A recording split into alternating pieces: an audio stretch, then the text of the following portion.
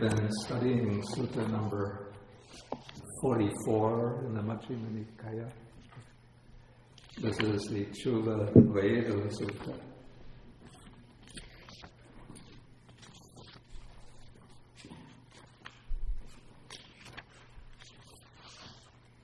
And though it's a short sutta, but the topics that it brings up are very deep and they often require a lot of explanation. So we've been going through it pretty slowly. Okay, so last time we completed the section on what's called Nirodha Samapatti, the attainment of the cessation of perception and feeling. And now we come to the section on feeling. This is on page 400 on the bottom of the page. Okay, so this section begins, this is, if you remember, it's a dialogue between the lay disciple named Visakha and the Bhikkhuni, the Buddhist nun Dhammadinna, who had formerly been his wife when they were in lay life. Okay, so now Visakha asks Dhammadinna a question about feelings. He asks, "Lady, how many kinds of feelings are there?" If you remember, we were speaking about Vedana, feeling. It's one of the five aggregates, one of the components in the five aggregates. And so now the dialogue is going to focus in more finely upon feeling and then take the relationship between feelings and the defilements. Okay, so he asks, how many kinds of feelings are there? And she replies that there are these three kinds of feelings which have often been stated by the Buddha.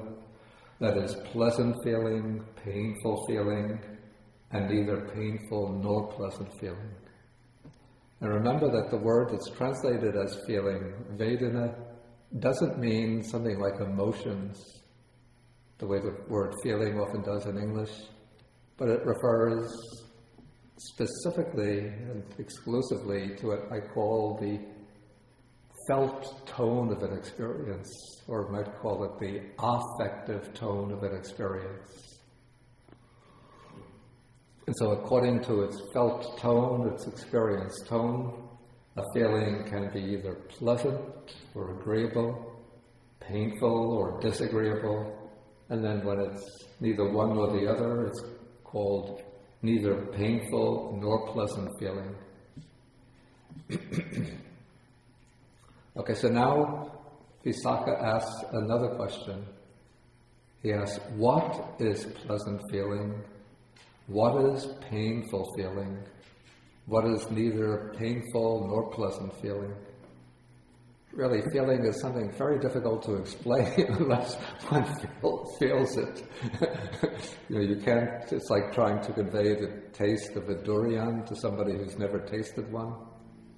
Or the taste, you make a face. Or the taste of maybe durian is too strange a taste of a mango fruit, or a mango, to a Westerner who's never had access to markets that carry Asian fruits. Or a custard apple, who knows the taste of a custard apple? Nobody, wow. Yeah, it's a very delicious fruit that we have in Sri Lanka. It's big. You break it open and it doesn't look like any fruits that are familiar to me in the West. But it has a texture, very soft texture, a little bit like custard. Yeah, and the taste is like custard also, but it's a fruit.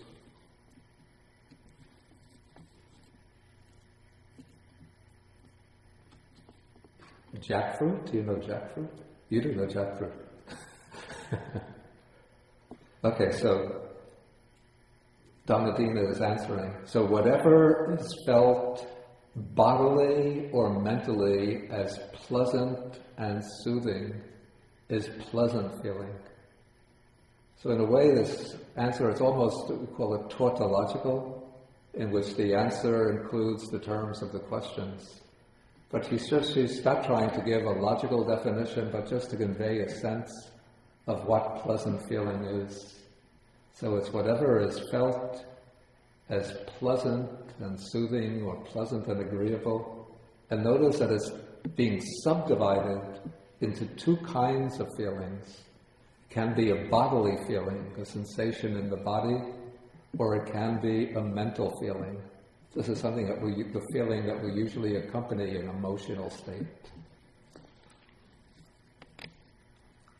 Okay, then painful feeling, whatever is felt bodily or mentally as painful and hurting, or painful and disagreeable, is painful feeling. So again, the explanation repeats the term of the question, but again it breaks it up into two kinds, bodily and mental feeling. Okay, and then whatever is felt bodily or mentally that is neither soothing nor hurting, neither pleasant nor painful, that is neither painful nor pleasant feeling.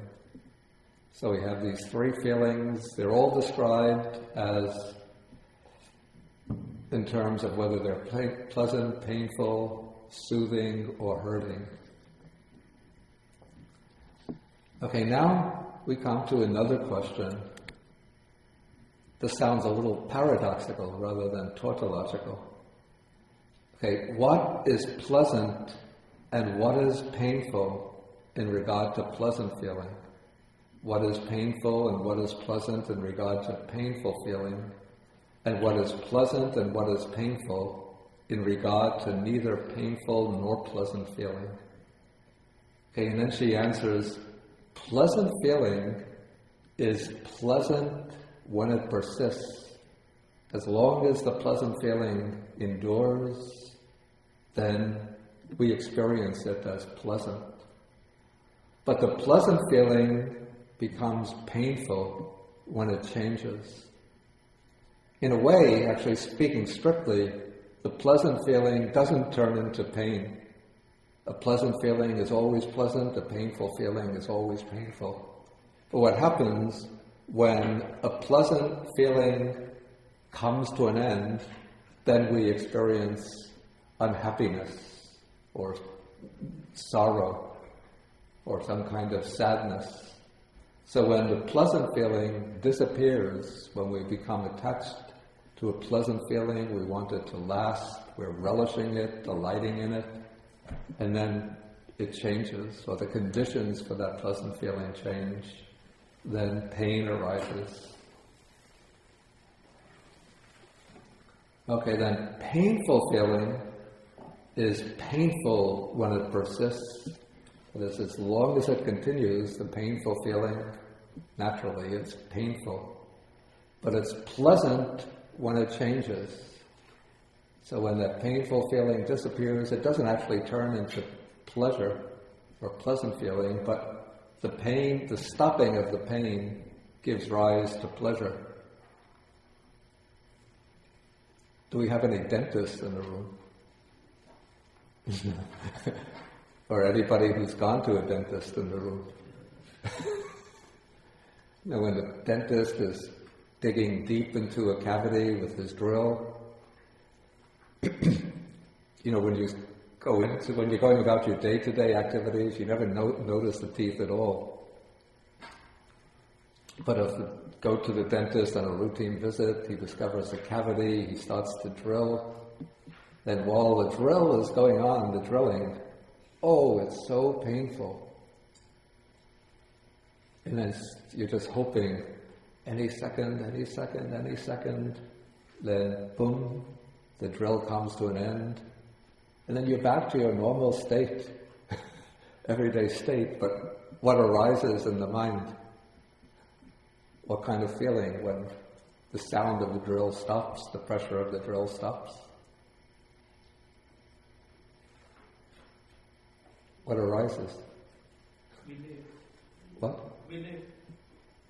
Relief, but in terms of feeling? Pleasant. Pleasant feeling, right?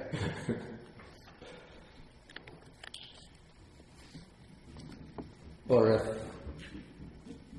the weather is very, very cold one day after another, and you always have to go out, maybe to work, maybe walking some distance, to go walk up to the dining room to take a meal, and then every day you're going out, and you have to go through this extremely biting cold weather. Then after maybe a few weeks, the weather starts to warm up and becomes mild. Then when you go out, what do you feel?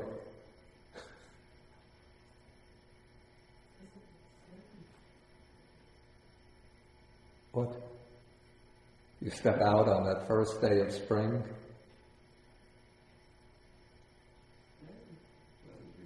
Yeah, pleasant feeling.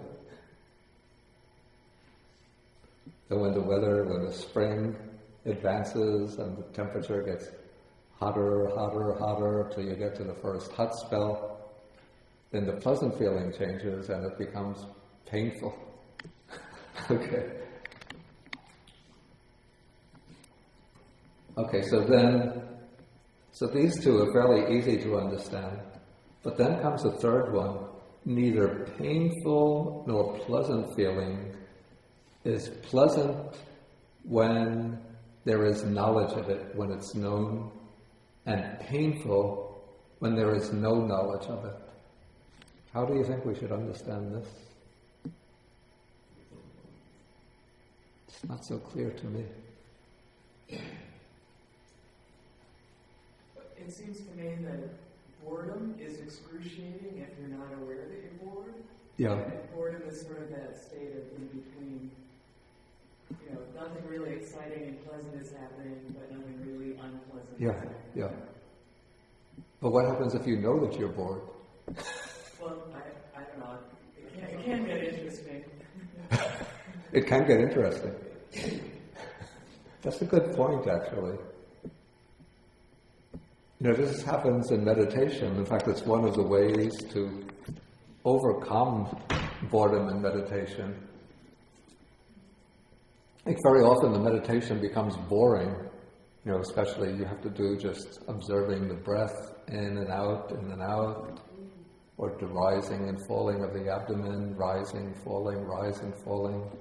And so after you're doing this day after day, and so it can get boring. Because in a way you're not aware of the boredom itself. But then what you can do if that sense of boredom comes is just put the boredom under observation and just look into the state of mind that's feeling bored and just observe what is boredom.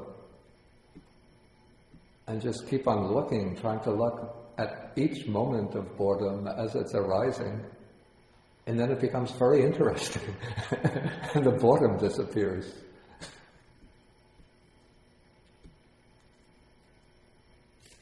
Anybody else have any thoughts about this?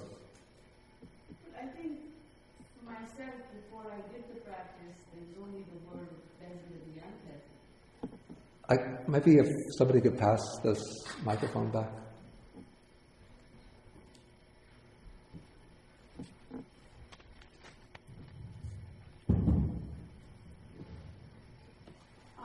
Before I was practicing, I felt very strongly that there was just a word of pleasant and the unpleasant, and there was no understanding even of the neutral. Yeah. So at that point, life was just one grasping after the other. Yeah. And so, in my experience, the neutral actually came in after I started to practice. Mm. And I see that in my children, that for them, it's just either pleasant or unpleasant. Oh, but there is the neutral feeling for everybody. I don't think they're aware of it. I think that that's something that has to be taught. Yeah, one tends to pass over the feeling that's neither painful nor pleasant because generally one wants to experience pleasure. And so, and so that even that experience that's neither pleasant nor painful, because one is not getting pleasure out of it, it's not that one recognizes it as painful, but it just becomes like an oppressive sense of the absence of pleasure. And so then one has to switch over and find something exciting, something tantalizing, something stimulating, arousing, something that will churn up the mind.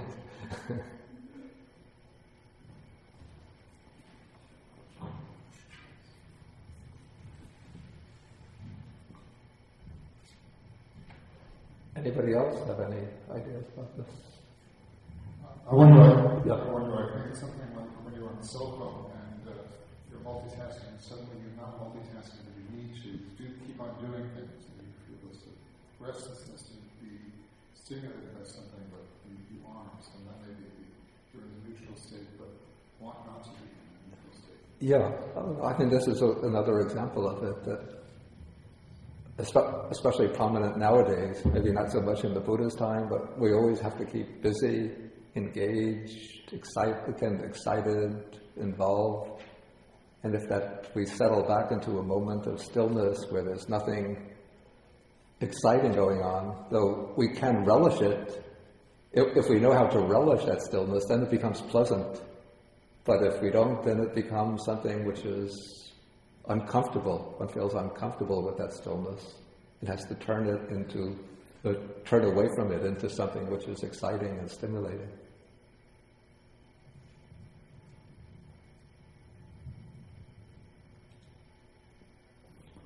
Okay, anyway, I think that there's a whole range of experiences that are neither pleasant nor painful, that we can see if we know that state, it can become pleasant. If we don't know it, it's not actually felt as pain, but because it's the absence of pleasure, it's oppressive or uncomfortable. You wrong? Did you have something to add?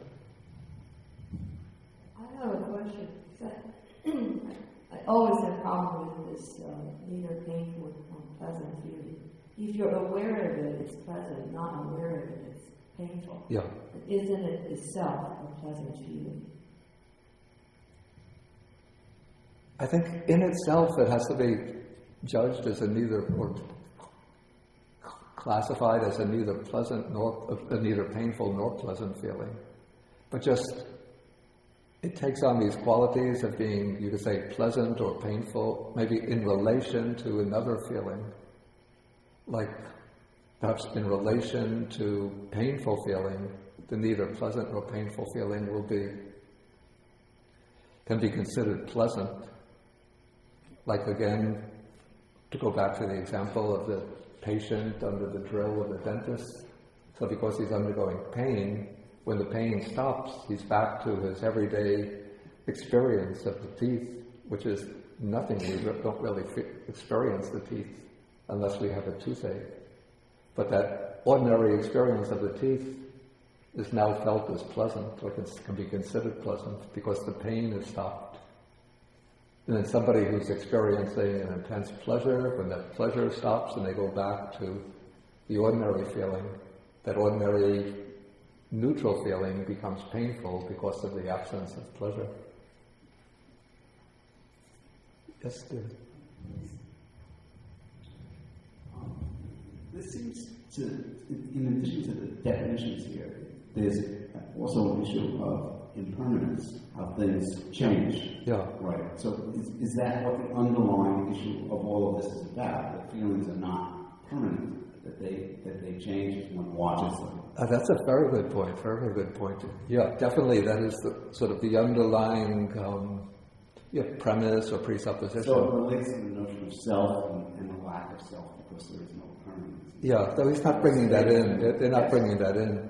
But they're just dealing with the fact that feelings change, and so in the change of feelings we could see how they seem to take on characteristics which are differ from their intrinsic characteristic because of the relativity of the experience of feeling.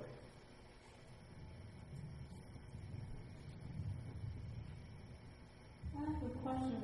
Is neither. Please put the microphone closer. Isn't it a better way to live like every day, like neither painful or nor pleasant? Like if when you feel like happiness, pleasant, probably just a short time of pleasant. After that, probably you don't feel it. Probably. You know, after you feel the pleasant time, then when the pleasant is over, then you don't feel anything pleasant. Yeah. And then when you have a painful feeling, after painful, you don't feel the pain.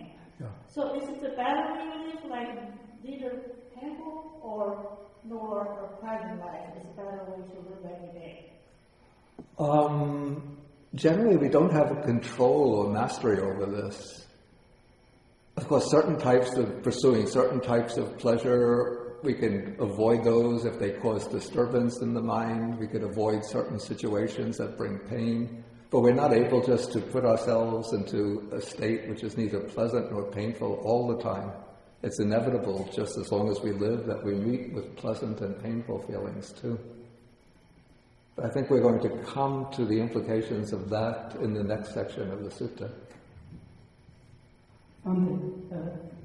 The word present, the original part of the word is sukha or piti. So this is sukha. Sukha. Yeah. And painful Is dukkha. Yeah.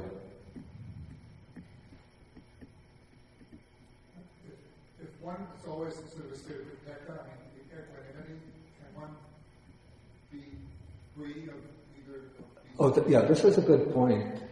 I'm not sure if it's dealt with later in the sutta. Okay, now the question is, if one puts oneself into a state of equanimity, does that help one deal with both pleasure and pain? Is that the question? Yeah. Now there's a distinct state which is called equanimity, upekkha, which is not the same as neither pleasant nor painful feeling. But upekkha we could call balance of mind or composure of mind. And so it's possible to develop equanimity, and when one develops equanimity, then even though one meets with pleasant feeling, one is not drawn towards it or sucked into it, or one doesn't become addicted to it. And even though one meets with painful feeling, though one undergoes the pain, but it doesn't pull one down and cause one to become feeling oppressed, afflicted, overwhelmed. But one is able to look on with a balanced mind, no matter what one feels, in the sense that it's one of the aims of Buddhist mind training, is to develop that equanimity under all conditions. Is equanimity in meditation is what you're talking about, but is equanimity the same as detachment? Detaching oneself from one's becoming disconnected in a way. This is a matter of the way we use these terms. And I'd say from the use of Buddhist technical terminology, equanimity and detachment are not quite identical. There's a certain maybe affiliation between them. Let us say detachment is the ability to experience the feeling without being attached, especially without being attached to the pleasant feeling. To be able to observe it. The ability to observe is closer to equanimity. But the two are affiliated, but not quite identical. Yes, please. This reminds me of the story of the farmer and the son. Oh, yeah, this is Zhuangzi's. Yeah, how it is what it is. Do you know this? Do you remember the story? Yeah, I think I do. Then if you want to tell it, you can. The farmer loses his horse one day, and the people in the town come to him and say, "Oh, that's so unfortunate, you've lost your horse, how will you plow your fields? This is terrible." And the farmer says, "I don't know if this is good or bad, all I know is that my horse is gone." And the next day, I think the horse comes back with a whole A herd of horses? herd. Yeah, a few other horses. And the townspeople say, "Oh, this is so wonderful! Now you'll be wealthy. You'll have more, work power and so forth." And the farmer says, "I don't know if this is good or bad. All I know is that many horses have come to me." And the next day, the sun goes out and he tries to break one of the stallions, and he falls off the horse and is pretty badly hurt.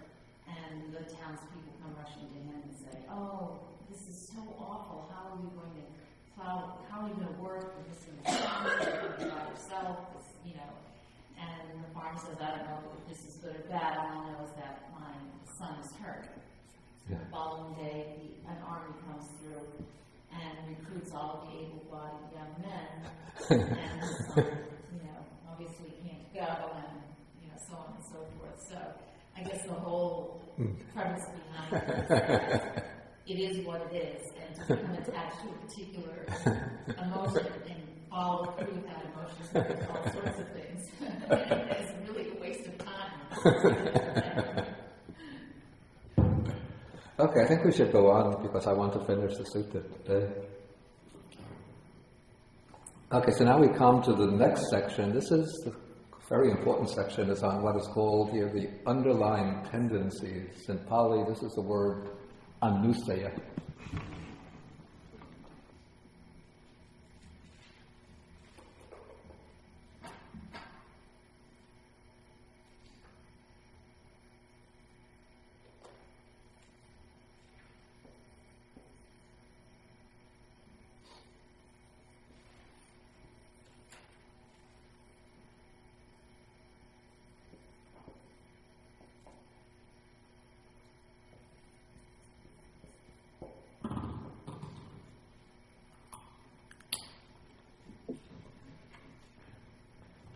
Yeah, the word anusaya, it comes from the verb anuseti, which is made up of the prefix anu, which means along with, and seti means to lie down. And so the anusayas are certain mental tendencies which lie down, metaphorically speaking, they lie down along with the current of the mind. And so they're dispositions, tendencies that are somehow always present in the mind, dormantly, but then under the appropriate kind of stimulus, they come rising up to the surface and become active. And so there are three primary underlying tendencies. One is called raganusaya. This is the underlying tendency to lust, or maybe that's too strong, the underlying tendency to attachment, or the underlying tendency to enjoyment. The second is the underlying tendency to aversion. And the third is the underlying tendency to ignorance. And so the underlying tendency to lust, that is the tendency to become attached to certain experiences, or to cling to certain experiences, and to try to sap whatever pleasure we can out of them. The underlying tendency to aversion is the tendency to dislike, to push away, to evade certain experiences, or to deny certain experiences. And then the underlying tendency to ignorance is not knowing or not understanding. And these three anusayas are seen as having a particularly close connection with certain types of feelings. And so this is what is brought up in this section of the sutta. The lay disciple Visakha asks Dhammadinna, what underlying tendency underlies pleasant feeling? What is the underlying tendency that is connected with pleasant feeling and that springs up in response to pleasant feelings? What underlying tendency underlies painful feeling? What is it that painful feeling provokes and brings into activity, and what underlying tendency underlies neither painful nor pleasant feeling. What is that underlying tendency that comes into being when there is this neutral state of feeling? Okay, and then Dhammadinna responds, the underlying tendency to lust or attachment underlies pleasant feeling.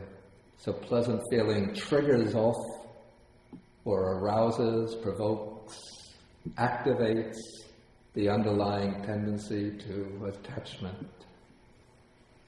The underlying tendency to aversion underlies painful feeling. So painful feeling triggers, provokes, activates aversion. And then the underlying tendency to ignorance underlies neither painful nor pleasant feeling.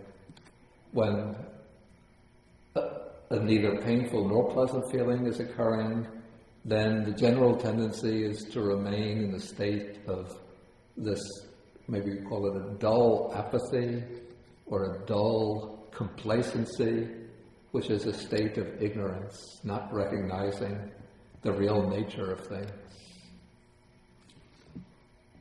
Okay, but then the question comes up, which is brought up next. Does the underlying tendency to lust or attachment underlie all pleasant feeling? Does the underlying tendency to aversion underlie all painful feeling? Does the underlying tendency to ignorance underlie all neither painful nor pleasant feeling? If the answer to this were yes, then in a sense we would have to be like victims of our feelings forever. Whenever we felt any kind of pleasure, automatically and spontaneously attachment would arise. We would have no choice, no control over it. Whenever we felt any kind of pain, then the underlying tendency to aversion would arise, and we'd be bound by that. And in our ordinary day-to-day state, which is neither pleasant nor painful, we would always be just drifting along in a state of ignorance. Okay, but Bhikkhuni Dhammadinna answers in the negative that these three underlying tendencies don't underlie or don't become activated by the three corresponding types of feelings.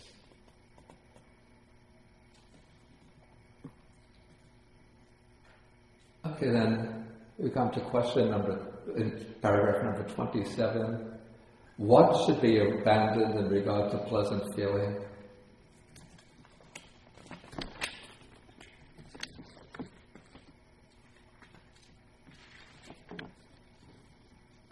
What should be abandoned in regard to painful feeling? What should be abandoned in regard to neither painful nor pleasant feeling?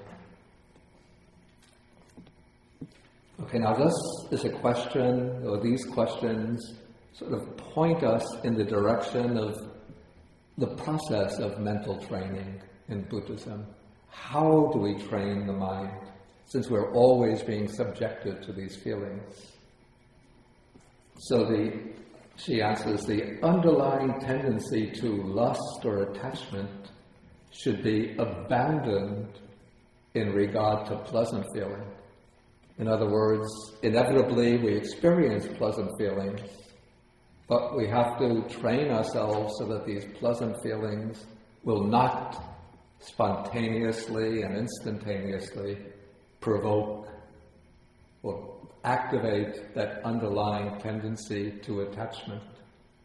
One should be able to experience pleasant feeling without grasping onto it and clinging to it. The underlying tendency to aversion should be abandoned in regard to painful feeling. So even though we experience painful feelings, we should be able to pass through them without being overwhelmed by aversion, dislike, discontent towards those feelings. And the underlying tendency to ignorance should be abandoned in regard to neither painful nor pleasant feeling. In other words, when we experience this neither painful nor pleasant feeling, we have to be able to arouse knowledge, insight, or wisdom into that feeling.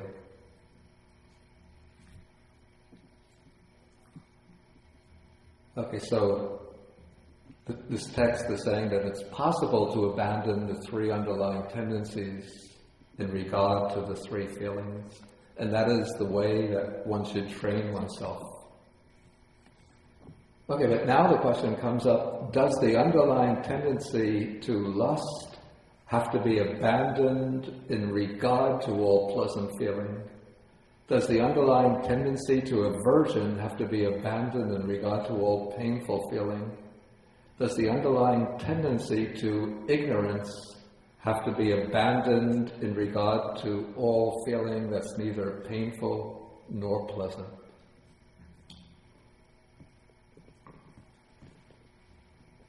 Okay, then she answers that this is not the case, that the underlying tendency to lust doesn't have to be abandoned in regard to all pleasant feeling. The underlying tendency to aversion doesn't have to be abandoned in regard to all painful feeling. The underlying tendency to ignorance doesn't have to be abandoned in regard to all neither painful nor pleasant feeling. Now, this doesn't mean that one could allow the underlying tendencies to lust, aversion, and ignorance to continue. But rather what it's saying is that there is, or at least this seems to me to be the implication of the passage, that there are certain feelings that are pleasant, painful, and neutral, that are wholesome, that are beneficial, and so one can arouse those kinds of feelings, even though there is a real danger that the underlying tendencies can be provoked by those feelings. But it's simply not the case that one has to avoid these feelings because they're connected with the underlying tendencies. This is the way I understand it. Okay, now she goes on to elaborate, and I think you'll see my point in the elaboration. Okay, first she takes the case of here a monk who, secluded from sensual pleasures, secluded from unwholesome states of mind, enters and dwells in the first jhana, which is accompanied by applied and sustained thought with rapture and pleasure born of seclusion. Okay, now the first jhana, this is the first state of meditative absorption, or the first state of deep samadhi, where the mind becomes focused one-pointedly on the object, the attention is sustained on that object, so that all of the disturbing, distracting factors of the mind are pushed away, and the mind enters into this deep, rapturous and blissful meditative state of absorption. Okay, so this is a state of pleasure which is far superior to any of the pleasures of the senses. And so there is, in regard to this pleasure, the underlying tendency to attachment can arise in regard to that state. There is that possibility. And so some people can become attached to the first, who attain the first jhana, can become attached to it and cling to it. So that's a real possibility. But she is saying that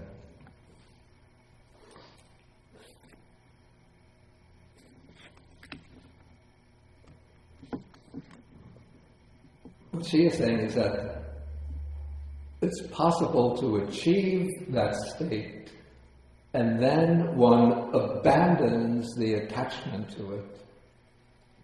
And when one abandons the attachment to it, then the underlying tendency to lust does not underlie that feeling. Okay, so this seems to be the point, at least the way I understand it. So here, the meditator attains the first jhana.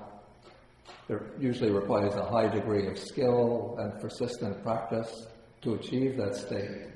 But once attaining the first jhana, then as long as the mind has not yet become fully developed in the practice of the first jhana, one will tend to cling to it.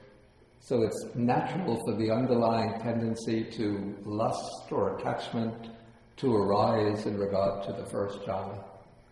But after achieving the first jhana, then one abandons that attachment to it. Just by the force of the will, one avoids clinging to it or attaching to it, and then the underlying tendency to lust does not underlie that. So it's possible to master that state in such a way that one doesn't become attached to it. So one can enter it when one wants to, one can stay in it as long as one wants to, one can come out of it and return to the normal state of mind, but without becoming attached to it. And so generally you could say, in regard to, there's a distinction between wholesome pleasures and unwholesome pleasures.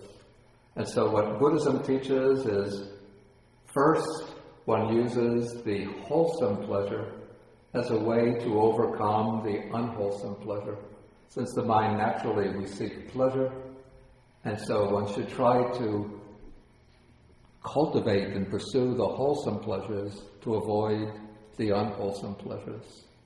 Then when one experiences the wholesome pleasure, there's a tendency to latch on to it, to cling to it, but then one has to train oneself through effort, through understanding, particularly through insight into its impermanence, that one shouldn't cling even to the wholesome pleasure, and then one gradually abandons that attachment to it.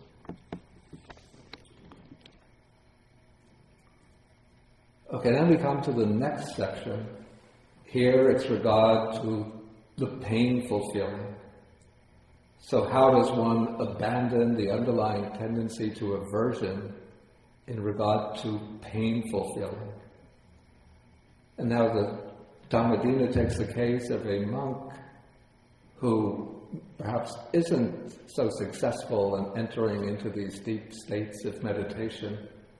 And so he thinks to himself, when shall I enter upon and abide in that base or that state that the noble ones now enter and abide in? So it's somebody who is longing to be able to enter into the higher meditative states or the states of liberation, particularly maybe the state of supreme liberation. And so he generates this longing or aspiration for it. And because of his inability at present to attain that state, then a feeling of displeasure arises, or what's called grief. So grief arises with that longing as condition. So this is what's called grief here, or a state of dejection, is a state of painful feeling. It's a state of painful feeling that arises from an aspiration for what is good and noble. Okay, and then the text says, with that, he abandons aversion, and the underlying tendency to aversion does not underlie that. Okay, so he uses this grief or this dejection as a kind of spur to his own spiritual cultivation, without becoming upset and overwhelmed by that feeling of grief or longing, but continues to cultivate and to practice patiently and persistently, and then through cultivation one reaches a point where one overcomes that tendency to aversion. This is the way I would understand it. Maybe does anybody else have any idea about this? I'm just explaining my own way of seeing this. It's nothing authoritative.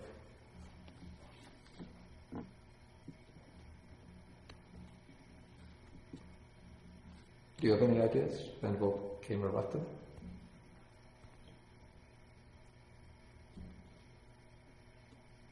Is there a question on that? You have a question?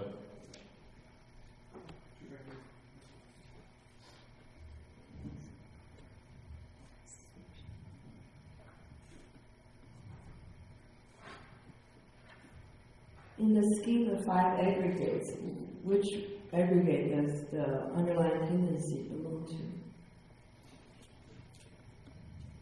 What's interesting in the suttas, one doesn't find an attempt to classify the underlying tendencies. But what happens in the later development of Buddhism, the aggregate of the sankharas, the volitional activities, is treated as a kind of umbrella category for putting all of the unwholesome and wholesome mental tendencies. And so they would come under the aggregate of the volitional activities, the sankharas. Okay, if that's the case, then I think my understanding is that feeling, the impermanence of feelings is something that does not disappear as long as we have 5 aggregates. Even for a noble one, a noble one will have pleasant feeling and painful feeling, and they are bound to change. Even neither painful nor pleasant bound to change. However, when the feeling occurs, we do have control over whether we abandon or attach to, say, underlying tendencies or other objects. And that is a volitional force. So you basically use one volitional force to change another volitional force. So it's a force of karma. That's my understanding. Oh yeah, that's a good point, It's through the mental factor of volition that belongs to the aggregate of volitional activities that one trains oneself to deal with these ever-changing feelings in such a way that one is not trapped in the underlying tendencies. Would it be right to say that a noble one still may have bodily painful feeling, but it will not affect the mind? So, there should not be any painful mind feeling, mental feeling. Yeah, that's an important point. Maybe it depends on how you understand noble one. A stream enterer can have both. They can even be upset in the mind. But the Arhat, the one who's completed the practice of the path, won't have any more mental painful feelings in the sense of sadness, grief, dejection, sorrow. But they'll still, as long as the body exists, they'll experience painful bodily feeling. That's inescapable. How about compassion? What if they feel compassion? Or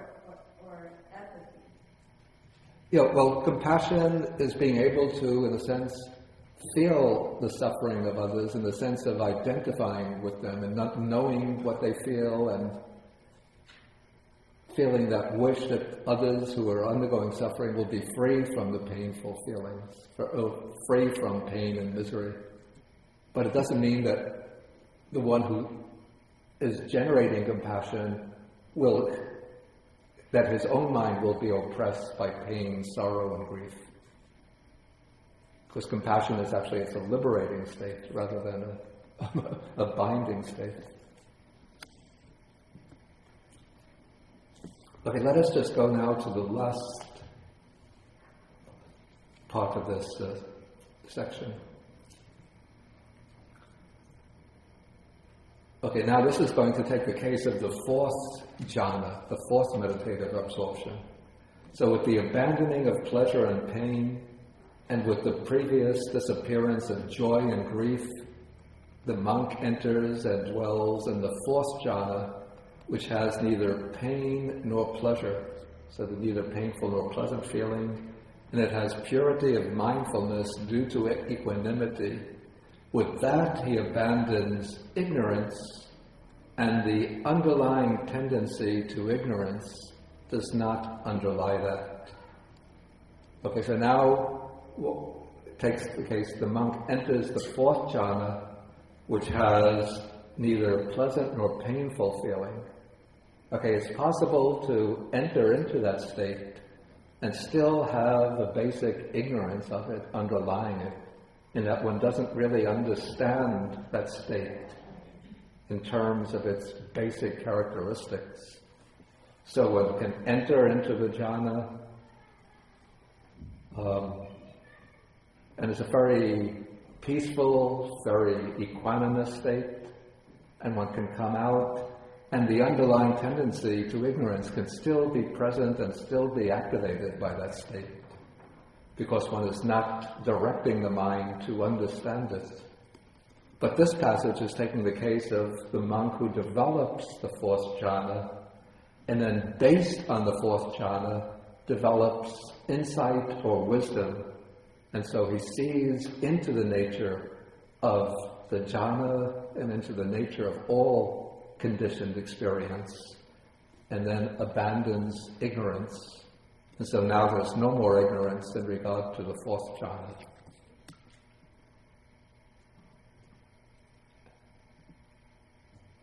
Okay, maybe this is a bit of high outside of our ordinary experience, but it's just, well, explaining how ignorance is abandoned.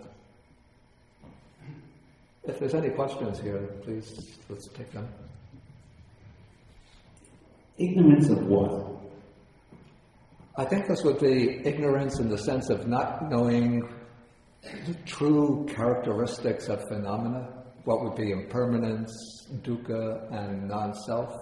Would it be like ignorance of the Four Yeah. Ignorance of dependent origination, of the conditioned nature of the experience, and ignorance of the Four Noble Truths.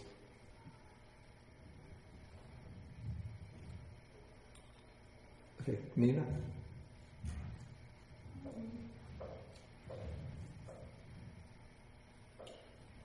Earlier you said that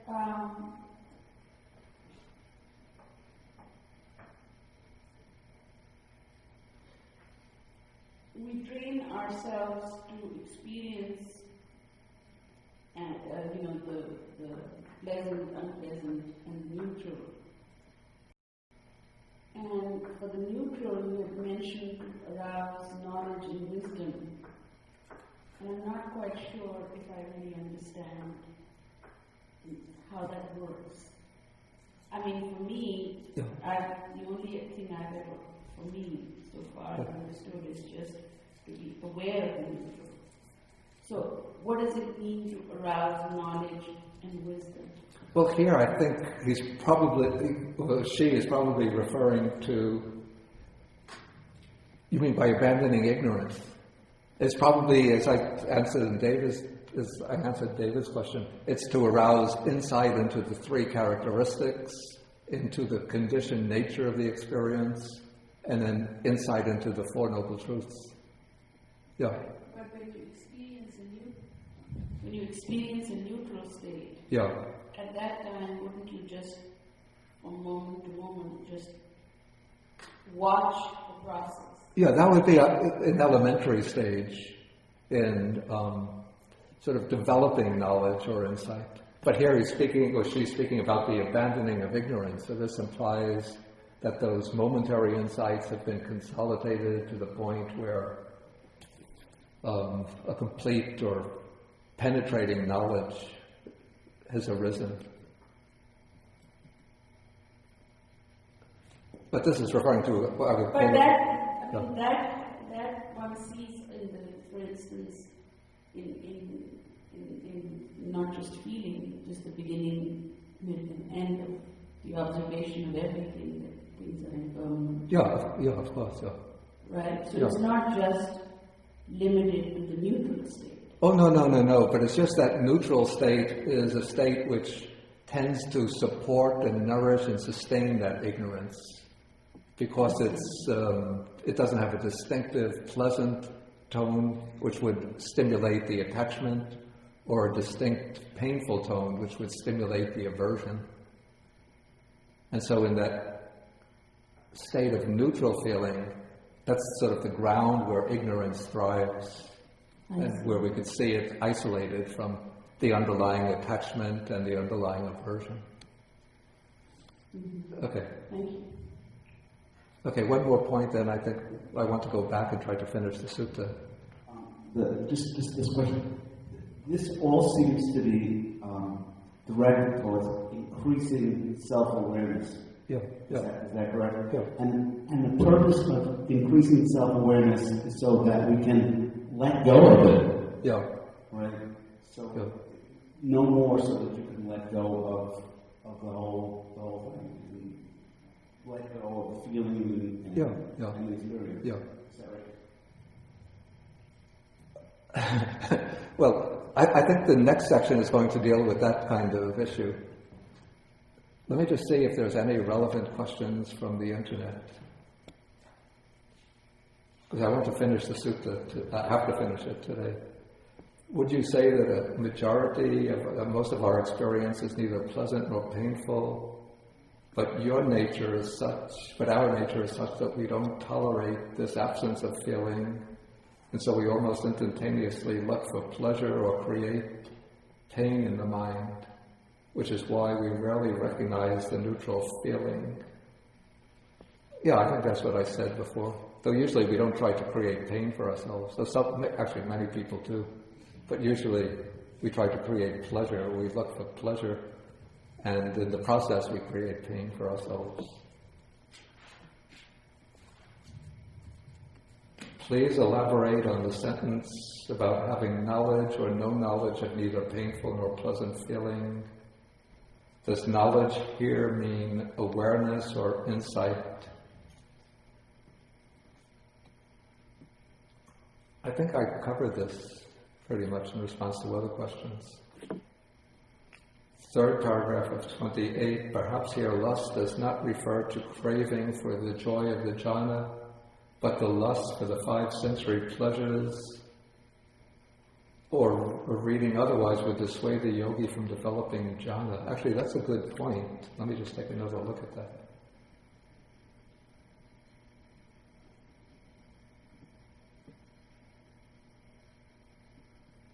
I mean, that's also a good interpretation, yeah. One develops the first jhana, and then by acquiring the access to the pleasure and bliss of the first jhana, then one loses the interest in the pleasure from the 5 senses. That's a good interpretation.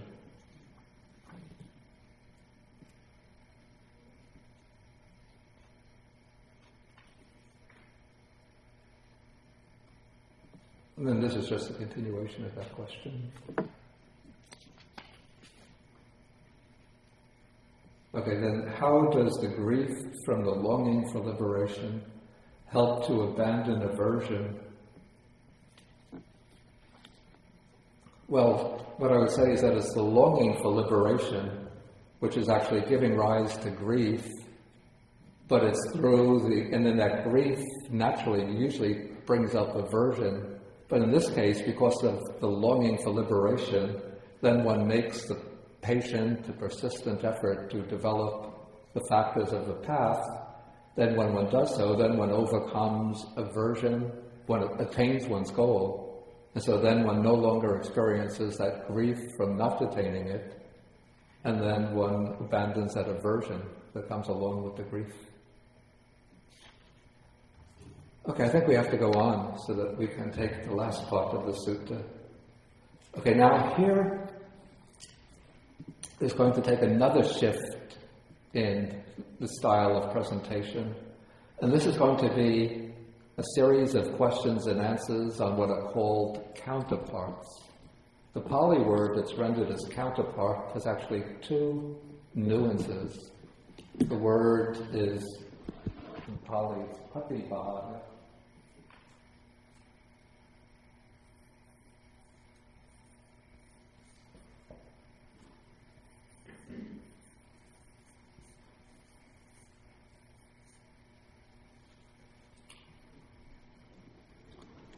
The word bhaga can mean a portion, a section, a division. And the prefix pati has 2 senses. One is a sense of opposition. So 2 things that are opposites or opposed to one another. Well, opposites are opposed to one another.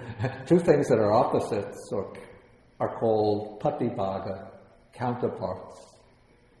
But the prefix pati can also suggest going beyond in a kind of succession or sequence. Like we have patipada, the path or practice. It's taking steps that go one after another that bring one closer to the goal. And so here, counterpart are not things that are opposed to each other, but things that bring one from a lower stage to a higher stage. Okay, so both meanings will enter into this discussion. Okay, so first, Visakha asks, what is the counterpart of pleasant feeling? And Dhammadinna says, painful feeling is the counterpart of pleasant feeling. What kind of counterpart is this of the two? Opposite. Yeah, the two things that are opposites. Then what is the counterpart of painful feeling? The counterpart of painful feeling is pleasant feeling. So again, opposition. Okay, what is the counterpart of neither painful nor pleasant feeling? Okay, here, ignorance is the counterpart of neither painful nor pleasant feeling.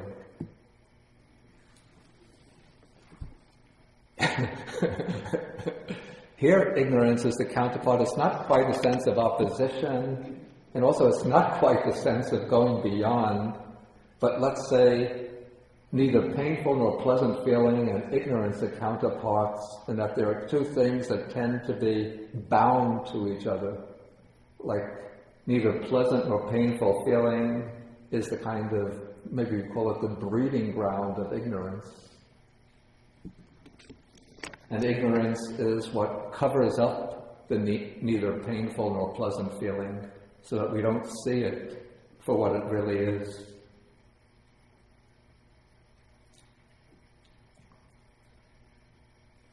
Okay, so now ignorance is introduced into the discussion. And then the question comes, what is the counterpart of ignorance? And so the counterpart of ignorance is vijja, which means true knowledge. Not intellectual knowledge, but this is experiential knowledge or true realization. And so now we're back into the counterparts as opposites, ignorance and true knowledge, true realization. Okay, now what is the counterpart of true knowledge? And then the counterpart of true knowledge is deliverance, or I prefer actually liberation. So this is the counterpart in the sense of one thing that goes beyond another. So first, like in the process of cultivation, at the peak or culmination of the practice, true knowledge arises, true realization, and then through that true realization, the mind is liberated from all of the fetters, the defilements, the unwholesome qualities.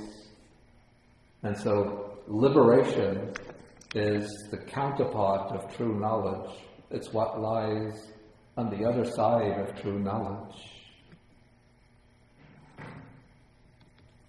Okay, and then he asks, what is the counterpart of deliverance or liberation?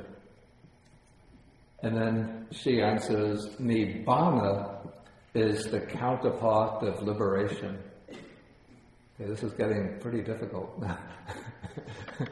The way I understand it, here liberation is referring not so much to the continued state of the liberated person, but rather to what I would call the event of liberation, to the experience of having the mind liberated from the defilements, released from the defilements, and that liberates one into the state of Nibbana, the experience of Nibbana.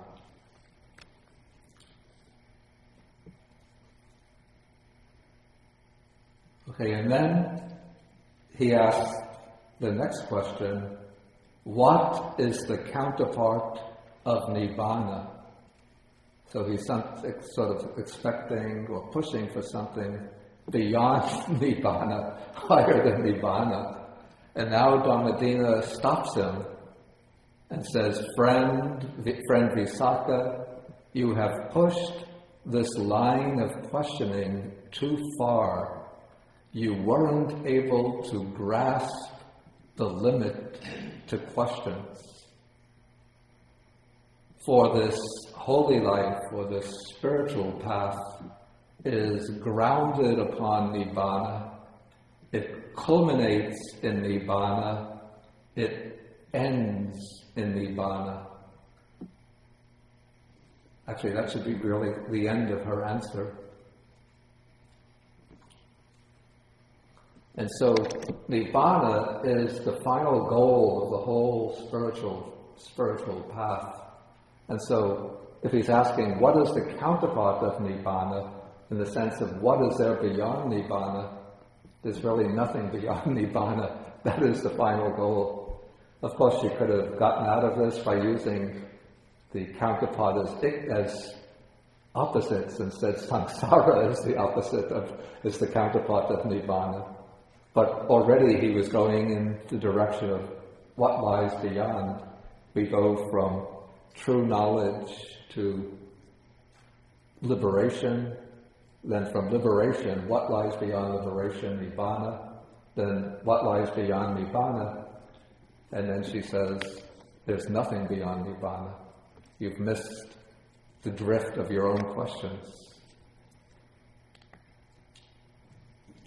Okay, so she answers in this way, and then she says, if he's not satisfied with her answer, maybe he thinks that she has not realized something that should be realized, so she wants him to check out with the Buddha himself. So she says, if you want, friend Visakha, go to the Blessed One and ask him about this. And as he explains it to you, it's in that way that you should retain it in mind. Okay, so then the lay follower Visakha goes to the Buddha, and then he repeats his entire conversation with the Bhikkhuni Dhammadinna. So he didn't just ask this question, but he explained the whole discussion, the whole conversation. And then when he finished speaking, then the Buddha says, the Bhikkhuni Dhammadinna is wise. She has great wisdom. If you had asked me the meaning of this, I would have explained it to you in the same way that she explained it. That is the meaning, and so you should remember it. Okay, and that is what the Blessed One said, and the lay follower Visakha was satisfied and delighted in the Buddha's words. Okay, any questions? What's the real counterpart of Nibbana? My question is, I think I was reading in a book by Thich Nhat Hanh this week, that is it possible that there are 4 Vedanas and other traditions? Because I think in this book he talks about feeling that it's painful and pleasant at the same time.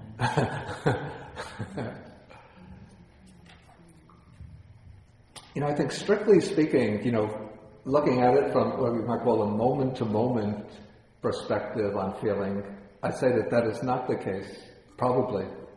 But sometimes there are feelings that, because the feelings are passing very, very quickly, so there are certain experiences where pleasant and painful feelings will succeed one another in rapid succession.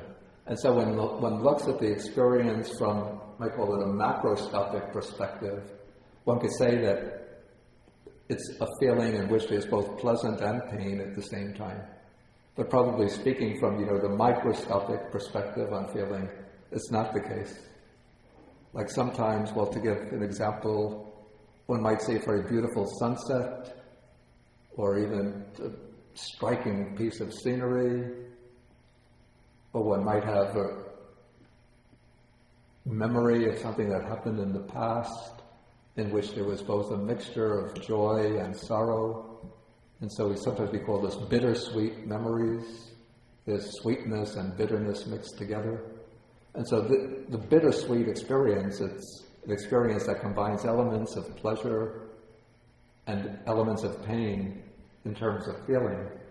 But when we look at that in terms of actual mind moments, probably it's not the case that at the level of mind moments there's a pleasant feeling and a painful feeling exactly occurring at the same moment. Let's see.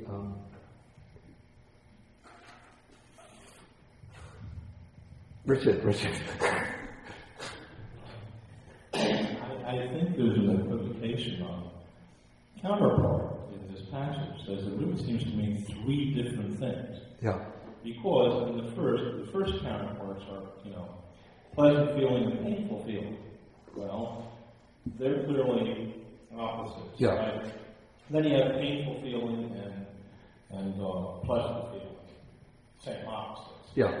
But the next one, a counterpart of neither painful nor pleasant feeling, is the same as the underlying tendency. Yeah. Right? Which is not the meaning that you have for the first two. Yeah. If you wanted to have the first two, then you'd say lust and aversion. Yeah. Right? If underlying tendency were a synonym for counterpart, you would have a very different answer. Yeah. Then again, it changes when you get to true knowledge and deliverance. Yeah. Because it's neither the meaning of the underlying tendency nor the meaning of opposition. Instead, these are in agreement, right? They're on the same side. Those. So there seem to be three meanings for this term. Yeah, I said basically that the meaning patibhaga. I said that the word patibhaga has two basic meanings. Yeah. The one basic meaning is that of opposition between two ideas, two concepts. The other meaning is one going beyond or continuing a particular sequence to the next stage. So those are the two dominant patterns of patibhaga in this passage. But the one case, that of the relationship between neither pleasant nor painful feeling and ignorance, doesn't fit into either of those models. So that is what I would call their counterparts in the sense of two things which are bound together in a close relationship, but it's not one of either opposition or succession. Right. Well, since there are different meanings for that term, I can see why Visakha is dissatisfied. Now, well, he's not dissatisfied. No, well, she's telling he asked his next question, and I think he's not satisfied that these things are all using the word the same way. That is that the counterparts are all really counterparts, and so I can see why we should think there should be a counterpart of Nirvana, as you were saying, samsara. And so it strikes me that when he gets to that limit, that Dhammadinna is, I think, fudging. She's assuming that he's dissatisfied, or that because he just doesn't understand what Nirvana is, right? But I think it's because she's not using the word in the same way through it. And then, she goes to the Buddha, and he confirms her interpretation. That looks to me like he thinks what's going on is that Visakha doesn't want to believe a woman. And so he's going to say, right, no, she's got it, she's enlightened and all that, and you're a chauvinist. No, that's not the case, because there are similar suttas that have this similar passage where it's a famous monk who gives the answers to the questions, like Mahakachana and Ananda. And then they say, if you're not satisfied with my answer, you go to the Buddha and check it out with him. And the other monks go to the Buddha, and the Buddha praises either Kachana or Ananda, and then confirms. In that case, then, if it's not an issue of show. No, it's not, yeah. Then I think it's an issue of organizational structure. That is, he's saying, look, if you're not going to believe anybody but me, I'm not going to be able to handle this. There's too much for me to do to try to run a religion all by myself. You can't believe the people that I approve of. Forget it. Okay, maybe if there's just one more question, we could take that. Okay, so it doesn't seem to be any. Then just one question from the internet left. Just it's a verbal question. What is the word being translated as deliverance? The Pali word is vimukti.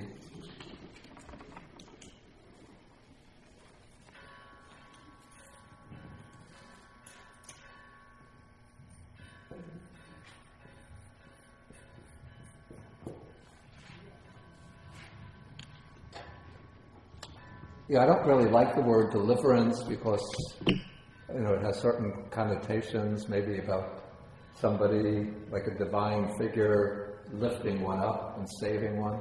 So I like better liberation or release. Okay, we will have to end the class now. I think, Johnny, do we have to go to New York right away or after lunch? Or should we have After discussion. Okay, so we'll have a discussion after lunch. About a half an hour discussion. So any other points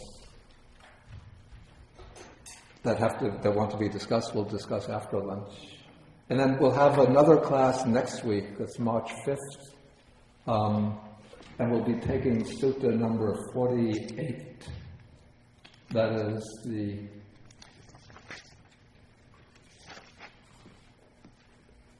sutta at Kosambi, the Kosambi Sutta.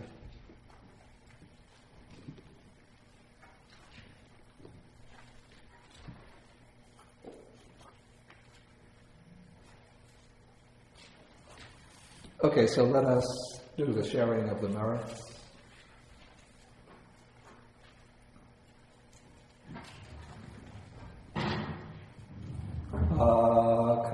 Akasata Chabumata Deva Naga Mahitika Punyanta Nanumoditva Chirang Rakantu Sasanam Akasata Chabumata Deva Naga Mahitika Punyanta Nanumoditva Chirang Rakantu Desanam Akasata Chabumata Deva Naga Mahitika Punyantam Anumoditva Shiram Rakantu Mam Param Etavatacha Amhehi Sampadam Punya Sampadam Sabbe Devanumodantu Sabba Sampati Siddhya Etavatacha Amhehi Sampadam Punya Sampadam Sabbe Bhutanumodhantu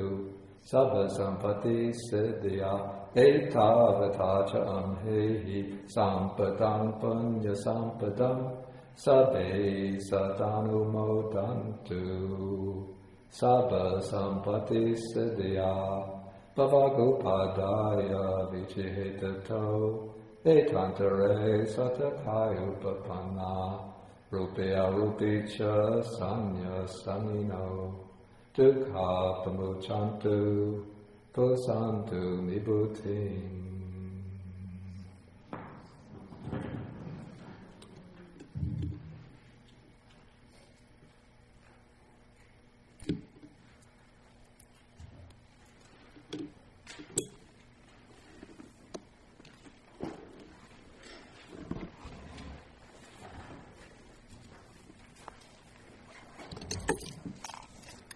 Okay, we end with the 3 bows.